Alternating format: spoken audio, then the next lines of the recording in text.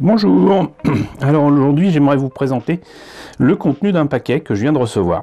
Voilà, et ça je dois ce paquet à l'ami Marc, coucou Marc, que j'ai revu avec plaisir à Japan Tour Festival et qui m'a proposé de m'envoyer ce petit paquet. Et qu'est-ce qu'il y a dans ce paquet? Eh bien, sans plus tarder, je vous montre son contenu. Hop. Il s'agit d'un Zoïde, et pas n'importe quel Zoïde, parce que j'ai assez peu de Zoïdes en fait.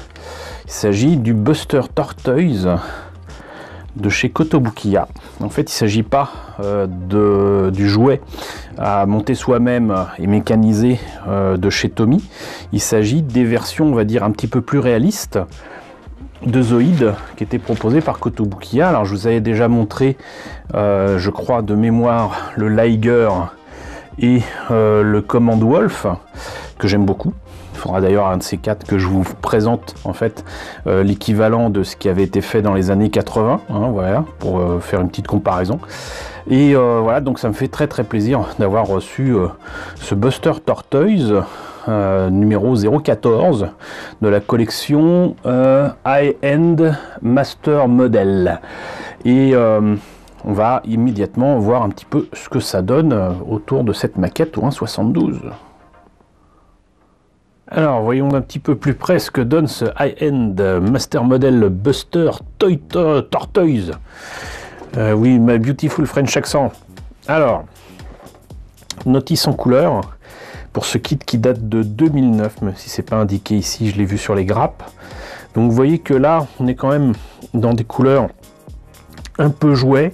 Il faut savoir que Kotobukiya a quand même proposé des versions avec des couleurs un petit peu plus réalistes pour ces modèles-là, et ça fait vraiment toute la différence. On a là quand même quelques exemples d'images et de photos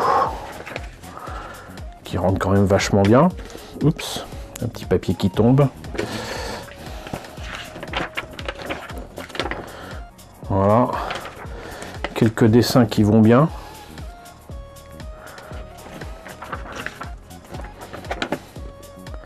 Ça, j'adore ce genre de choses.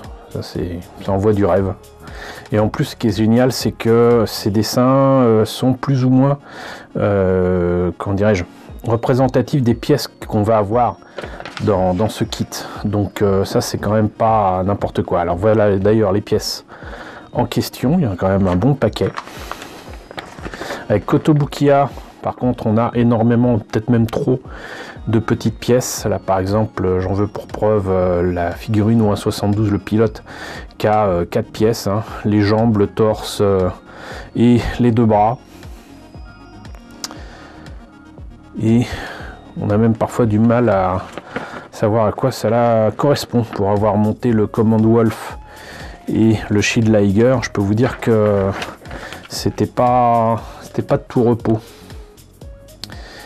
Donc là, on a eu la tête, on a apparemment le reste du corps. Voilà, c'est ça. Je pensais qu'on irait au niveau des pieds, mais non. Apparemment, c'est le backpack avec les espèces de gros canons là. Le gros canon même d'ailleurs.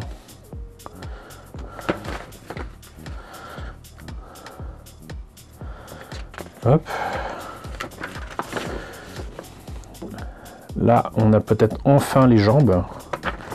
Oui, c'est ça.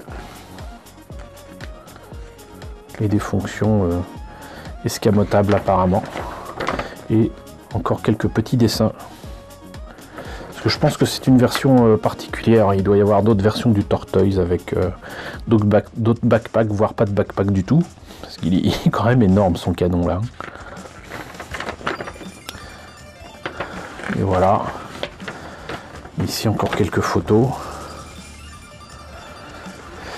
Et on a des autocollants.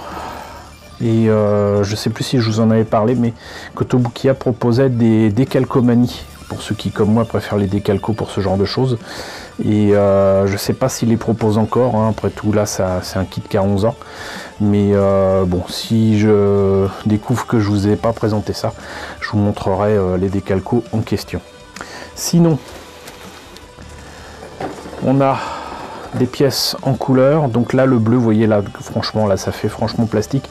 Et c'est dommage parce que avec des détails pareils, ça mérite vraiment déjà un petit coup de peinture, mais surtout un peu de jus pour révéler tous ces beaux détails là. Je vois là ici là c'est juste magnifique. À noter d'ailleurs qu'on n'a pas attendu Kotobukiya pour avoir des pièces magnifiques pour les Zoïdes. Ce qui était proposé par Tommy au milieu des années 80, c'était déjà excellent, en tout cas pour la deuxième génération de Zoïdes. Et là on a donc le gros canon, pareil là vous voyez, il est superbe, mais là il ferait vraiment trop de plastique. Je dirais que même à la limite un jus puis un vernis mat devrait suffire déjà à rendre ce Tortoise présentable. Là donc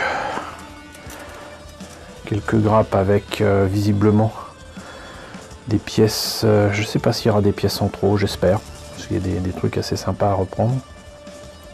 Là, typiquement là c'est quelque chose qui nécessiterait d'être mis en noir et avec un petit brossage à sec pour révéler les grilles, ou remplacé par de vraies grilles. C'est là je crois que j'ai vu que c'était de 2009, voilà.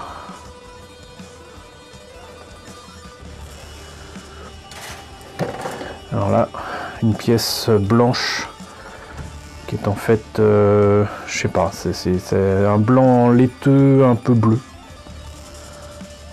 De beaux détails, là il y a le cockpit, partie du cockpit. D'ailleurs la verrière normalement se trouve ici, voilà. Alors là pas le choix, contrairement à ce que j'ai pu avoir avec le Command Wolf ou le Shield Liger, je sais plus. C'est uniquement ambré, donc moi j'aime beaucoup, mais ça aurait été bien qu'ils le mettent aussi en transparent tout court pour mettre la couleur qu'on veut. Et là les éléments qu'on aime bien chez les Zoïdes, donc qui permettent de faire tenir les pièces normalement. Là encore du bleu, pièce d'armure, encore une fois magnifiquement détaillée. Vous voyez quand même un paquet de choses.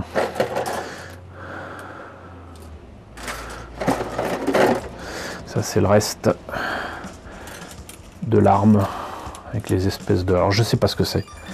Des radars. Je sais pas.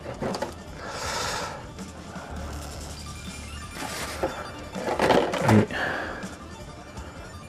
je pense que c'est le dessous de l'arme. Je pense. Là quelques éléments qui font piston d'articulation ou quoi. Là vous avez quelques câbles en caoutchouc et l'espèce de sphère qui ressemble à une bille. Et enfin dernière pièce avec quelques détails sympathiques aussi. Voilà. Donc bah écoutez, c'était la présentation de ce magnifique Buster Tortoise qui va rejoindre donc mon Command Wolf et mon Shield Liger avec les Zoïdes de Kotobukiya. Merci encore à toi Marc de m'avoir envoyé cette maquette. Ça me fait vraiment très plaisir et donc ça me fait super plaisir aussi de vous présenter ça. Un de ces cas, de toute façon je vous présenterai ce que ça donne une fois monté, mais pas tout de suite parce que je vous l'ai dit, hein, c'est des maquettes qui sont très bien mais qui prennent du temps à être montées, et j'ai beaucoup moins de plaisir à monter ces kits là de Kotobukiya que des kits de Bandai. Donc j'y vais un petit peu à reculons, même si je sais que le résultat serait très sympa, comme on a pu le voir aussi avec la gamme de maquettes de Armored Core. Donc écoutez, j'espère en tout cas que cette présentation vous a intéressé. Elle annonce de toute façon de prochains sujets autour des Zoïdes classiques de Tommy. J'ai réuni quelques objets, il faut juste que je les remette en état et que je trouve le moyen de vous les présenter sans que ça fasse trop ridicule, parce que c'est beaucoup d'objets que j'ai eu en loose, d'autres que j'ai eu en entier, mais c'était il faut quand même bien comprendre que c'était il y a 35 ans. Donc les boîtes sont pas en bon état et les objets ne sont pas forcément en bon état non plus. Voilà, mais vous en saurez plus bientôt. En tous les cas, j'espère que ça vous a intéressé. N'hésitez pas à me dire ce qu'il en est dans la section commentaires. N'hésitez pas à liker, n'hésitez pas à partager, n'hésitez pas à vous abonner si ce n'est pas déjà le cas. Coucou aux nombreux abonnés qui nous ont rejoints ces derniers temps, bienvenue ici. Coucou aux grands anciens qui me suivent depuis plus de 4 ans. Merci à tous de votre fidélité, merci à tous surtout de votre soutien sur Tipeee et sur Paypal. Je vous laisse avec le générique de fin avec les contributeurs de la chaîne et je vous dis donc à très bientôt pour la présentation d'un nouveau kit Zoïd.